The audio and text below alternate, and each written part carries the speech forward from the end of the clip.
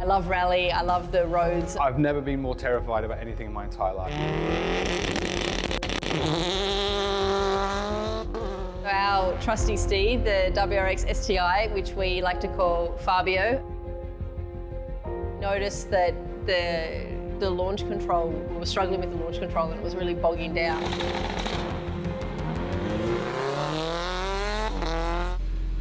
The car was running great, the driver not so much.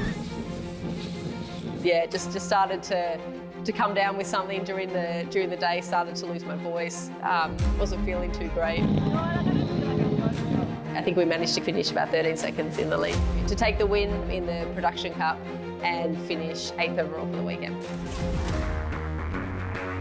Canberra is an endurance event. Confidence was up, I felt like I could do more. I just was expecting one more thing to go wrong.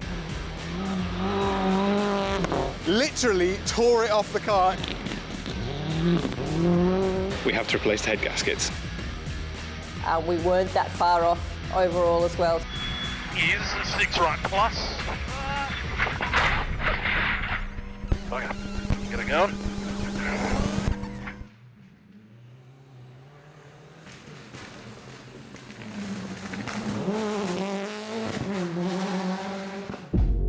Good morning from the Subaru Canberra Rally of Canberra, the finale of the 2023 Bosch Motorsport Australia Rally Championship.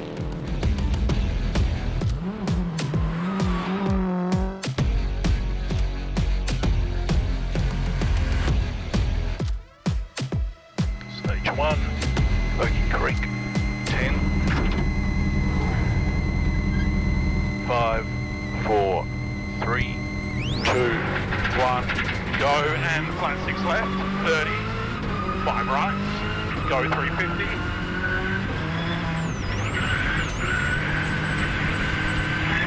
turn short, 3 left plus, 50,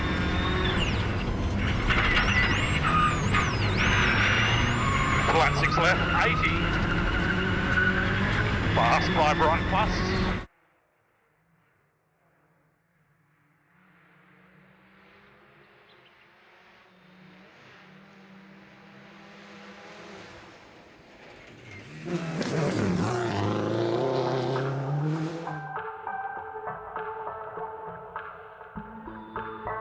So stage 1, Oakey Creek, is probably one of the toughest stages of the rally. Well, I reckon the toughest stage of the rally. Really, really tight and twisty, narrow, slippery. Traditionally a stage that I thought doesn't suit our car at all, being the longer wheelbase, not as much suspension travel as the other AP4 and Rally 2 cars. So, you know, I guess the aim was to just try and go in our own lane and do the best job that we can, get a good feel for the notes. flat 6 left minus long, and in the 6 right plus, 30, don't, 3 left plus, half opens, 50, late 6 left, 30, in late 4 right, half long. And it actually went it went pretty well. It's hard because it's such a tricky stage. You sort of get to the end and you don't really know where you're at because you know, everything is just is just so full on. And as we were getting towards the end of the stage, the brakes started feeling a bit funny. Great. Oh yeah? Okay. When we went through the stop control, I mean, we probably had to stop for 2 seconds to just make sure all the paperwork was good and keep going. And just in that moment of having such hot brakes that were starting to go, stopping for a second and then going again, we lost the brakes completely. So driving to the refuel, we had 0 brakes to get there. Might even have to put it in gear and then just shut it off or something if it's not going to stop. But Rally Canberra was different in a few ways. First of all, its format, so it's an endurance event rather than a series of more sprint-like stages, and that means the way the day pans out on Saturday and Sunday is quite different. So there's not so many services, we don't get as much time to work on the car, and the actual service periods are shorter. And there's also no remote service, so everything has to be done back at service park, and you're relying more on the dependability and reliability of the car itself because there's less to do on it if it goes wrong. I think I've just boiled them. We had a plan. So we learnt a lot from South Australia, and we had a couple ideas that we could potentially apply to Fabio and get a bit of the performance that we were missing in Adelaide. One of those things was changing the gearbox. We had a spare gearbox with some slightly different ratios, and the other one was changing the turbo. Now this sounds counterproductive, but we were actually going to put on a turbo which had a slightly smaller compressor side. The main reason being is the lag that we were experiencing in Fabio in South Australia was caused by a turbo that we perhaps think was slightly too big.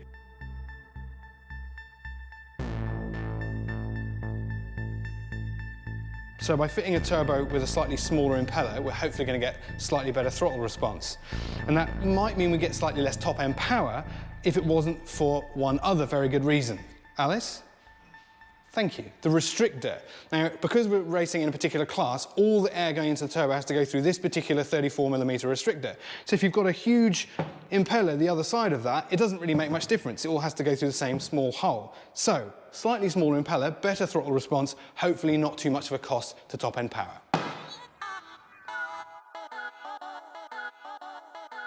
The plan was turbo and gearbox and all those bits and pieces early part of the week. Then on Tuesday we go to the dyno. We obviously have to remap all the engine management for the new turbo and work out what's going on. Wednesday the car goes on the trailer and we head off to Canberra.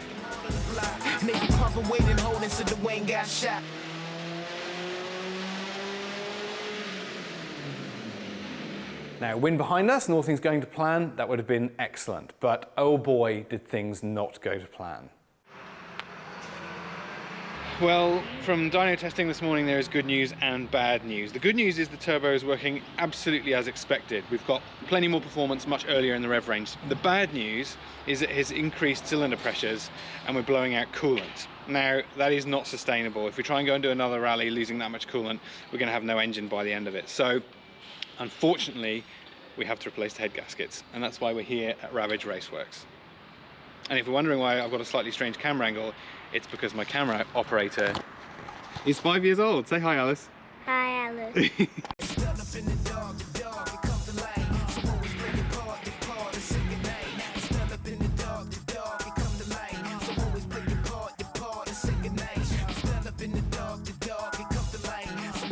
Leading into Canberra was a very hectic time. We had the final 2 rounds of the Speed Series, which I was working with Stan Sport on the commentary. So basically, a week in Sydney, I was back for a day or two, then drove to Bathurst, and then was driving straight from Bathurst to Canberra because we had some events. We had a meeting with the Australian Road Safety Foundation at Parliament House, and also some dealership events with Subaru Canberra, who were sponsoring the rallies. So I didn't have time to go back to Melbourne and then back up to Canberra. So I, mid-morning, rang down to see how it was all going.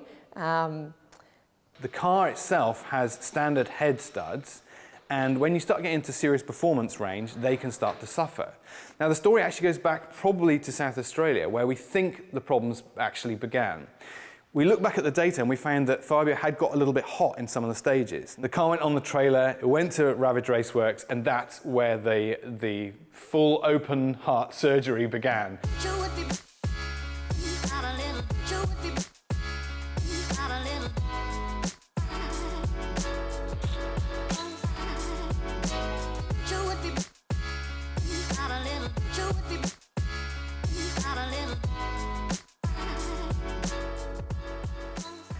There are a few more problems that we encountered when we were trying to get the engine back in.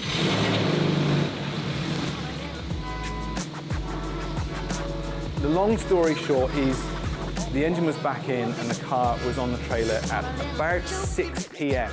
on the Wednesday, the day that we were supposed to be in Canberra at about the same time.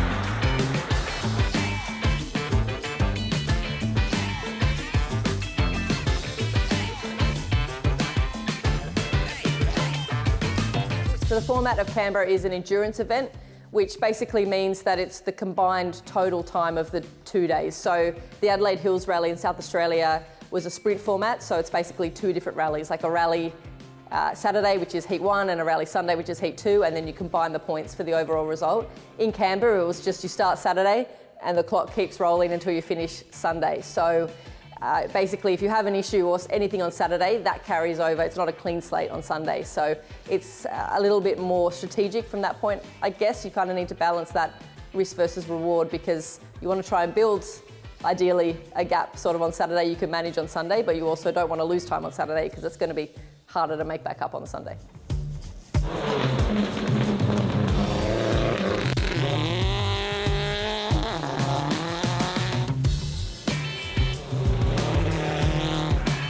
Testing was actually pretty productive for us. You always, when you go out to Canberra, because the roads are so unique and so slippery, you do the first run and you have to kind of recalibrate to what you're expecting. So we had a few things that we knew we wanted to try because Canberra is so rough. We knew we needed to change, particularly things like the ride height in the car, and so we had a lot of question marks as to, you know, what range we had to keep the car still handling well. So they were the big things that we wanted to check, and we were able to actually kind of get that out of the way in the first part of the testing day and actually, thankfully, make some really good improvements. Left the test day feeling really confident in the car we had, particularly on those roads, which isn't always easy to do when you go to Canberra.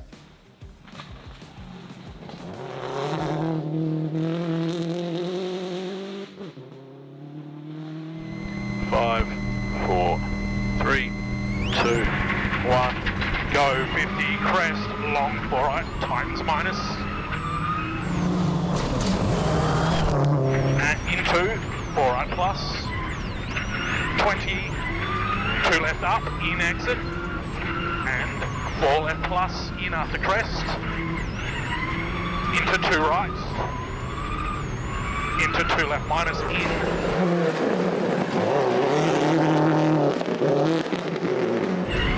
Right tightens narrow, 4 late. 20, 3 right tightens.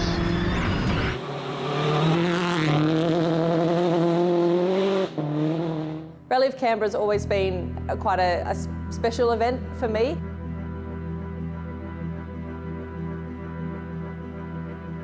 It was the rally that I got my first ARC round win with Bill Hayes back in 2015. So always a special event, and it's kind of growing up in Sydney with Mum being part of the Toyota factory team since forever. That's where they're based in Canberra. So Mum was always going down the Hume Highway, spending time in Canberra. So I would inevitably spend a bit of time in Canberra. So it definitely feels like a very familiar place and a little bit like a second home. The roads on Saturday are a car width wide with gutters or rocks or banks either side of you, so you can't go off the road at all. And it's also got quite a crown in the road, so if you get a little bit off to one side, it drags the car one way or the other.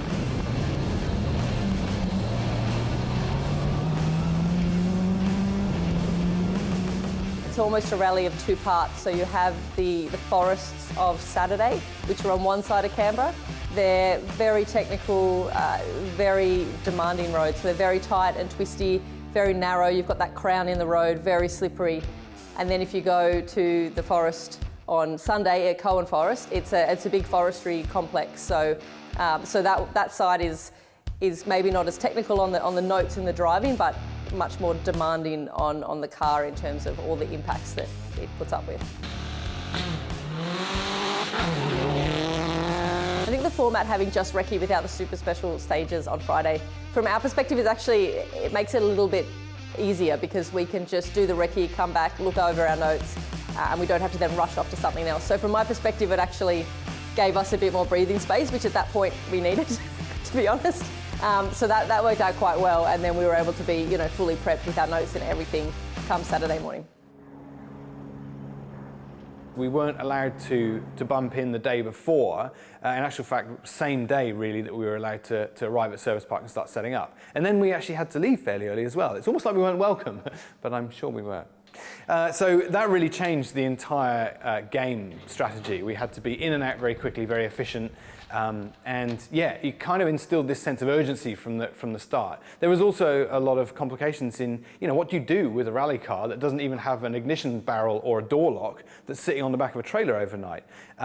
Thanks to Subaru Canberra, they helped us out. We actually found a place to keep it overnight, and all those challenges and adversities were solved. But it certainly gave it an unusual and unique feel to the rally.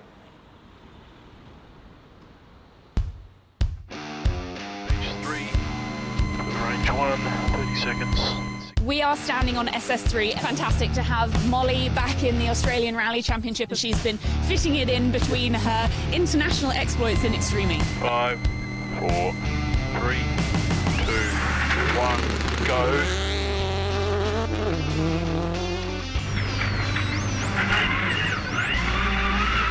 Long slide right. And a 6 right minus on crest. Go 150. Molly Taylor looking very spectacular in the opening shot there. On crest. 50, 4 right in.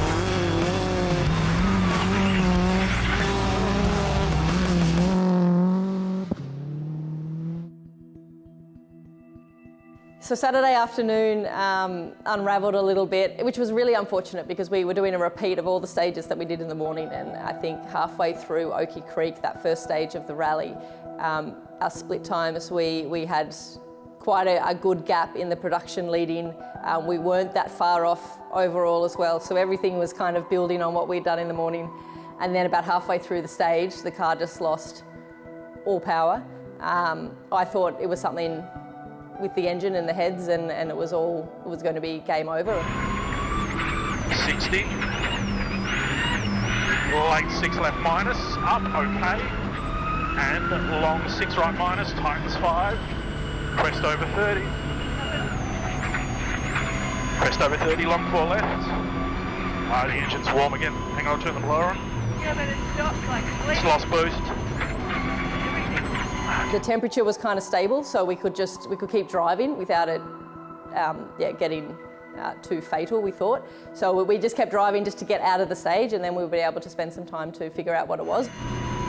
But the engine's not going crazy. No, but it sounds down. This one tightens. Yeah, but I may as well get to the out the other side. Yeah, true. Just get it through. Stuck in the stage. Yeah. We dropped a bunch of time trying to crawl to the end of the stage, which was a bit heartbreaking at that point because it was just all going so well. So a good slap in the face of rally in reality. So we were able to get to the end of the stage, have a look. And at that point, we thought we had no boost pressure, so we thought it was the turbo, something had gone up with the turbo, and it was all done. Now we thought we totally cured that. We'd taken the wastegate actuator to pieces, we'd replaced the diaphragm in it, we'd reloaded it. In fact, the first thing she said when she opened the door was the turbo's gone, and of course our hearts sank. Off the line though, it didn't. Yeah, it went shit off the line. Like It bogged down. really hard. I thought I just went, I think I engaged the launch a fraction early, so I thought maybe it had just, but now in hindsight, I think it was on its way out.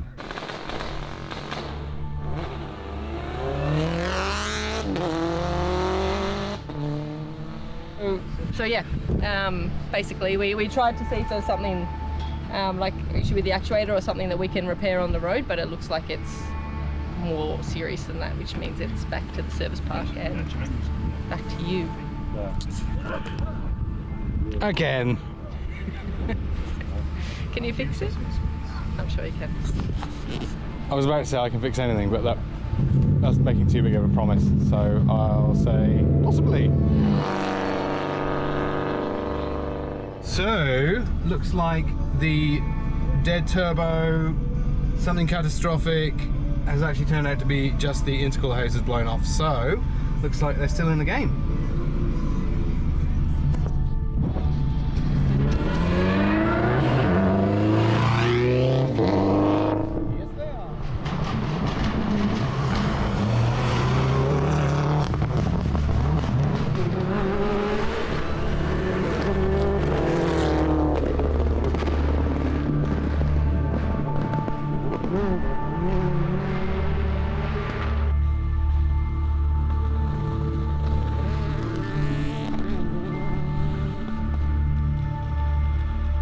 Now, Molly Taylor rolling in here. Again, hasn't been the most straightforward afternoon for her, but she did have a very strong stage time in SS5. Molly, it's been a bit of an up and down afternoon for you. Talk us through it.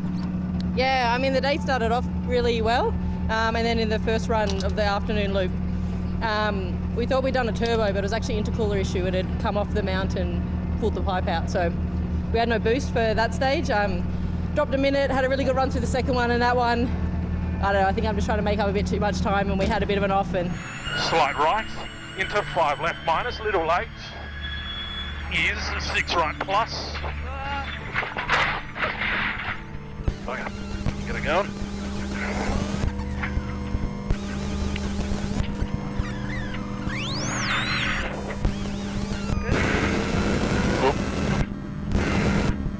Starters jamming. Like it's cranking itself. A little late, is 6 right clip. we got going again, but we lost about 30 seconds trying to sort it out. So anyway, the car's running fantastic, and it's great to have the pace, and I mean, that's what we're here for. So we don't need to worry about championship points, which is nice. So we're just having fun. So Molly there probably dropped a spot to Troy in actual fact. So you've got outright Lewis Bates, Harry Bates, and Eddie Maguire, Luke Kinnear, Troy Dow, Molly Taylor, Richie Dalton, and Alex Rillo in outright results up to this point. Obviously a few people still to come.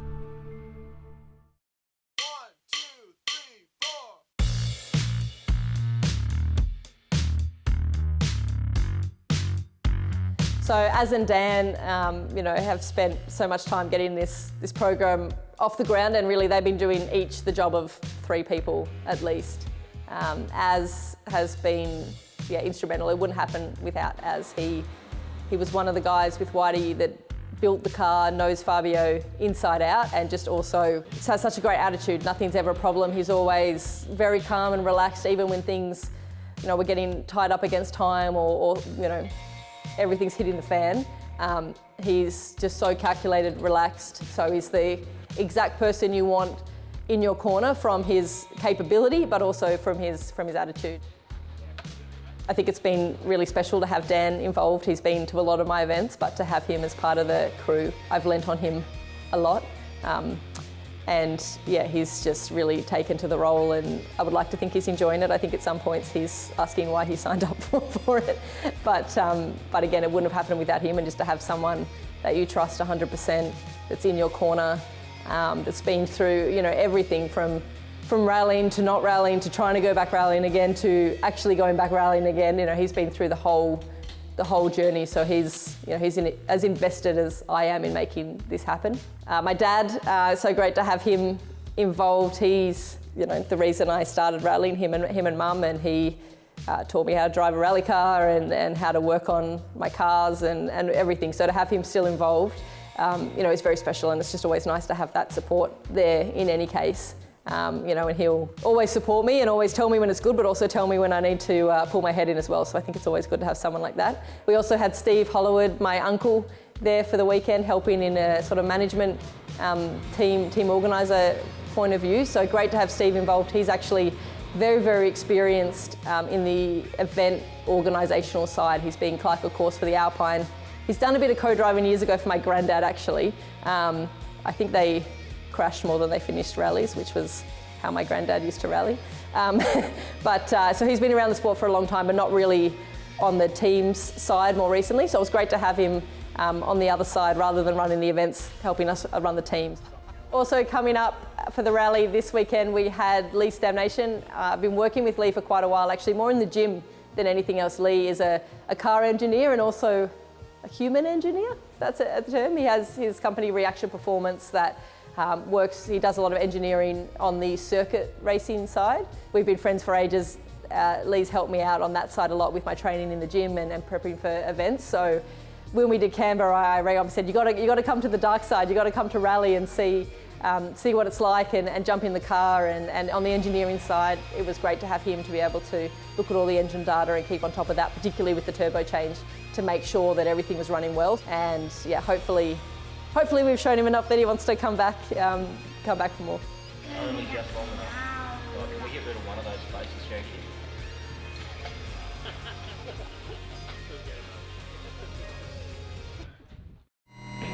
737 on board Jack.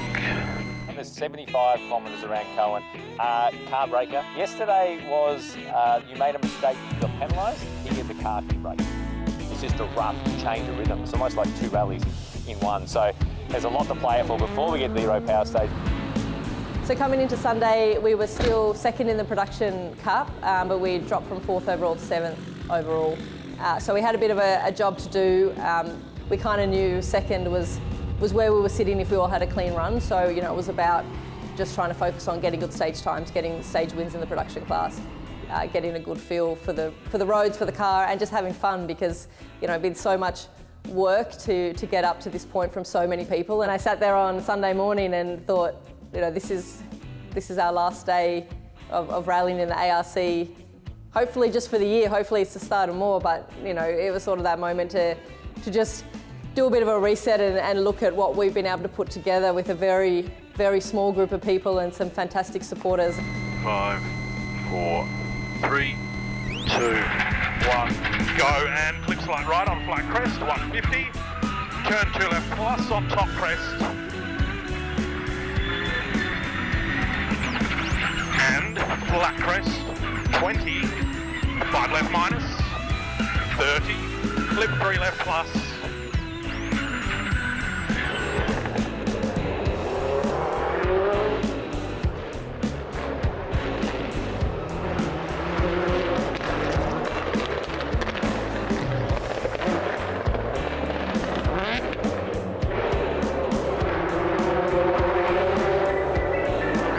Small jump, post, okay.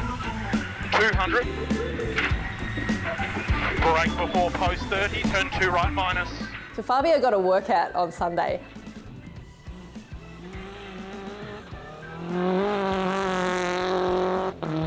Yeah, Fabio was going through his own diet during the weekend as well, by way of me hitting things and them falling off and then us not having it time or the parts to put them back on. You might remember I spent a lot of time in the Mag garage repairing one part of Fabio, and it was keeping the side trims on, side vents. And I was so proud because during the whole rally so far, and in South Australia they stayed on the whole time, my repair was faultless, until Aaron literally tore it off the car during service.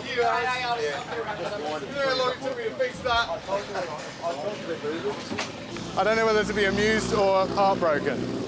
Yeah, a few war wounds, but I think that's the nature of Canberra. It's just really tough on the equipment, and you know, for those to be the only kind of war wounds that the car gets after the roughness and the things that we put him through, I think is a testament to that car. Very, very impressive, you know, how good the WRX is as a production car.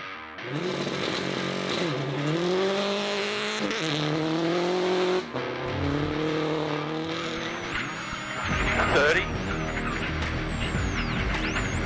slight right in on crest, is in 6 left minus down, 50, 5 left minus, tightens into short 6 right, and keep 4 left plus, tightens, 40, 6 left on crest, bush, okay, and slight right, 80, small crest, dip,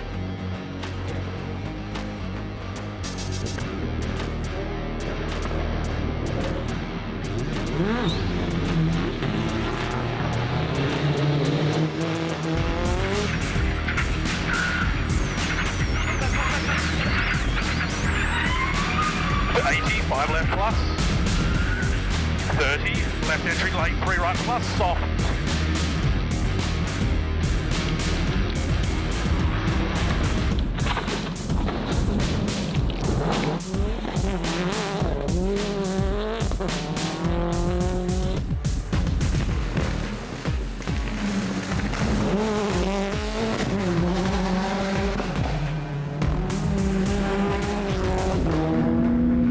Spotted it, but I've got a very subtle camera. 1, go, 180, 5 left plus clip, 200.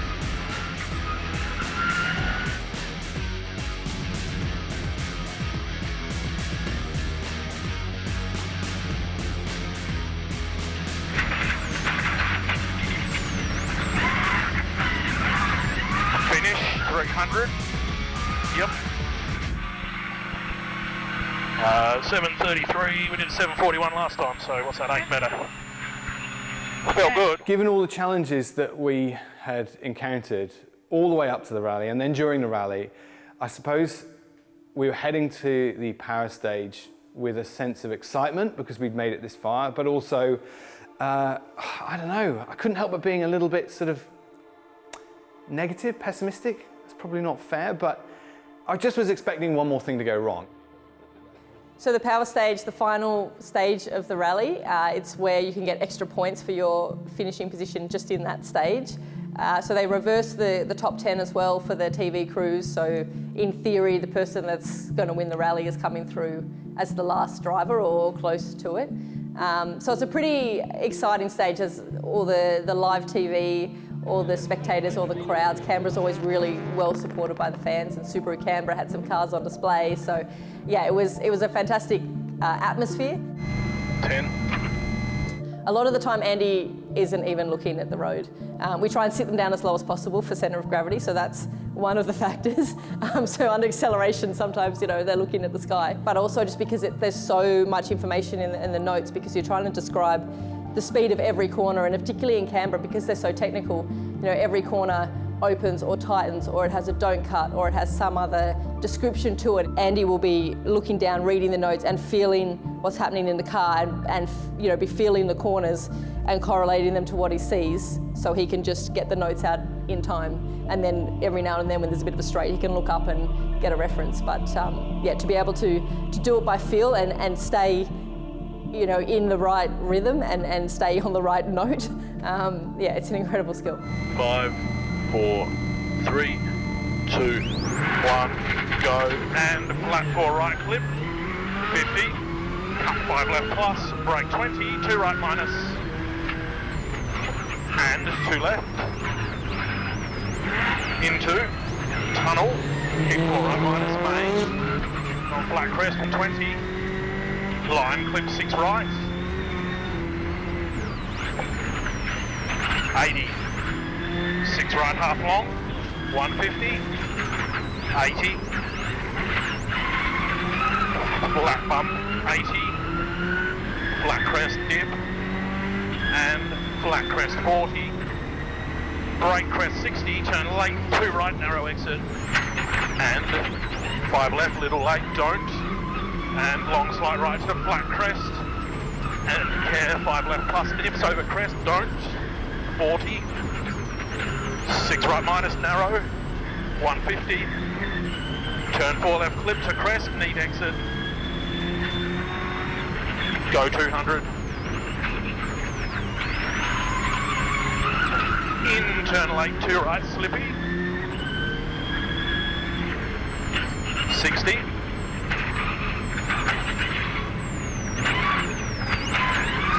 flat crest and flat jump 150, left on rough jump okay, 300, post 100, flat crest 200, watch big jump 60,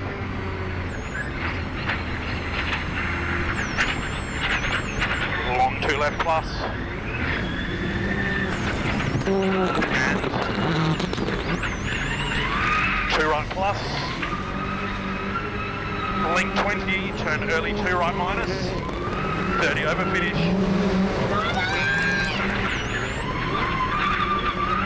to stop, yep, good work. You're backed off too much over that jump. But I don't know how much more you Yeah, I reckon that wasn't far off being bang on. Oh, good work. Well driven. No worries. How's the rally been in general? Yeah, it's been an awesome rally. I mean, it's a bit of like what could have been, but like the pace has been great and the car's been feeling really good, and I think every rally has a few stories, but yeah, just really grateful to have 2 events back out in Fabio this year, and Craig at home, and Az and Dan and Dad and Steve and Andy and like everyone, Whitey, all the Eddie Maguire boys that have really made this possible. So hopefully we'll be back. Well, it's been fantastic to have you back. Well done, Molly. Thanks, Jess. As a kid growing up, I just thought Mum was normal. So I just never really knew much different. She was always off for weeks at a time rallying around the world, and there were race trucks pulling up out the front of our home, and she always had a really cool car to drive. And I just kind of thought that was a normal thing. And I think looking back on my career now and all the work we do with Girls on Track and all that sort of stuff, and when you really appreciate the importance of having visibility of females in motorsport driving, co-driving, working within teams, you know, at any facet across the sport, the impact that has on young girls and their career choices, them getting involved at grassroots level, how important that is. Only through kind of looking at it through that do I turn around and then go, wow, you know, Mum opened all those doors for me, because I never thought that motorsport wasn't a place for women, because I was living with someone that was proof that if you were good at what you do and loved what you do and professional and all the things that she is, that there was a long-term career for you in the sport. So I owe a lot to my mum that I probably didn't appreciate at the time growing up. And yeah, now just being able to share, particularly being doing the same rallies as her, the last 2 events, it's been very special to be on events with her and chatting about the stages. I think it's been quite stressful for her, because when she goes through the stage and she might see a corner that her and Harry have a caution on or something in their pace notes, and she's always wondering if I got the caution in too or if I missed it. And so I think it's a bit stressful for her. So for me, it's more just, it's nice to have my mum around. So when Harry and Mum started the stage, we had no phone reception, so all we had was the little monitor that Dean Herridge was using to do his live commentary. So little Harry's son and I, we wrestled our way into where Dean was standing and just kind of looked over the shoulder and just butted our way in there, because I was like, I need to see this timing live. I don't want to wait. And so we were just, you get one split time that shows up halfway through the stage. Basically, if Lewis did under 47, he would win the championship. If he did over 47 seconds, then Harry would win the championship. Lewis Bates has to win the stage to win the title. One stage to decide it. He'd score the split. He's probably 0.9 of a second on the split. And then the stage time at the end. So you're sort of standing there staring at a blank screen for it feels like an eternity. And then the split time came up and Harry was 0.9 of a second up. So that was a good start. So we knew we were sort of going the right direction, but still had half a stage to go. As we looked at the screens, he was down on the split. Let's see what comes up. Just waiting for that time to come up, and then finally it came up, 49 seconds. Harry Bates is the champion. He wins the stage. And then, a few seconds later, they were told, and there was massive celebrations. Dad, yes. And a lot of crying.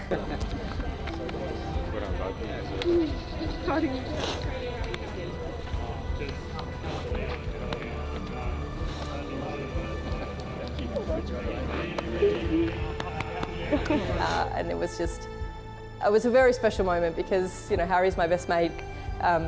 He works so hard, and he's had a really tough year. I'm gonna get emotional. And then my mum, it's her 5th championship. She won her first one in '93, 20 years ago. So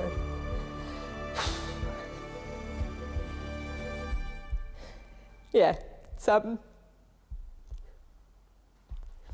pretty special moment that, no one else has done, and I don't think anyone else will do ever again. She goes all right for a grandma. Constructions production come. Second outright, car number 5 in the Subaru, Molly Taylor and Andy Sarandis. We're still in the moonlight. It's something sweet. Let it wash over all of me. With you I form my company. Cheers. Close to the unknown. There's no doubts and no regret. Happy before we get another day to do it all again. Oh, throwing open all the curtains wide. Oh, not gonna miss a thing. Oh, nothing's promised to you in this life, but it's there for us to take. So live well. Well, that's the way it's done, huh? Rallying's definitely a very family-orientated sport. From a friendship point of view as well, it's like the rally family. There's lots of people that I feel are more or less family, even if not blood related, but also there are a lot of families involved, and I think it's just testament to that passion for the sport. It's something that once you experience, once you become involved in, it passes down through the generations, and you want to bring more people in. So yeah, whether you are family or new to the sport, you become part of our family.